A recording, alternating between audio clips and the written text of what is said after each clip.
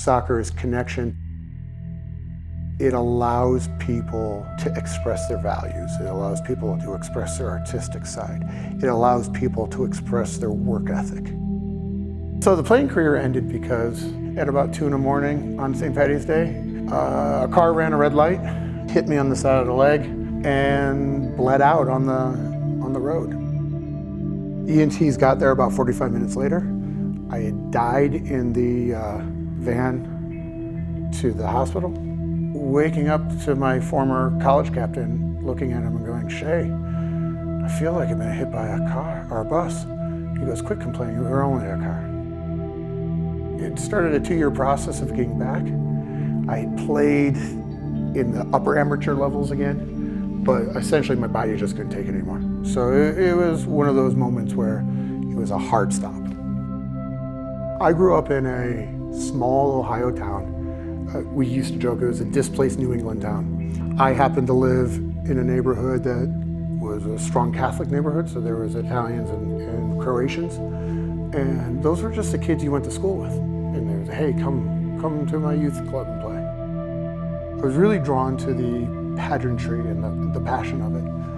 Growing up, seeing big matches, going to the ethnic clubs around that our youth side played against, it always seemed like something more than just sport.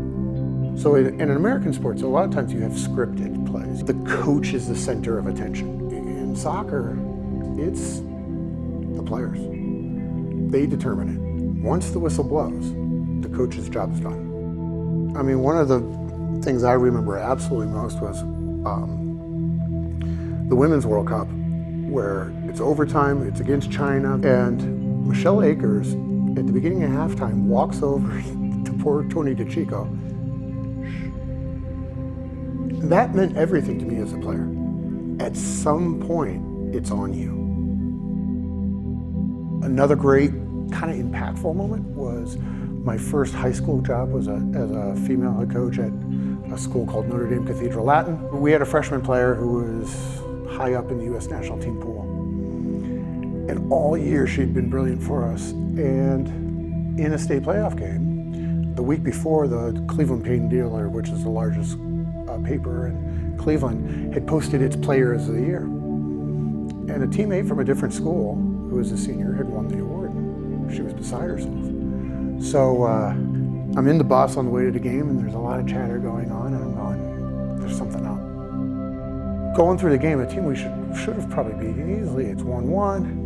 We're dictating the tempo, but it doesn't look like we're going after it. Until about 3 minutes left, where this left-footed player picks up the ball on the left side of the field, hunts for this player who was voted as the Cleveland, Northern Ohio Player of the Year, dribbles at her, beats her, bends the ball to the upper 90 with her right foot, and then runs over to the press corps where all the cameras were, pulls up her shirt, and she had a t-shirt that said, "Plain Dealer Play of the Year, ?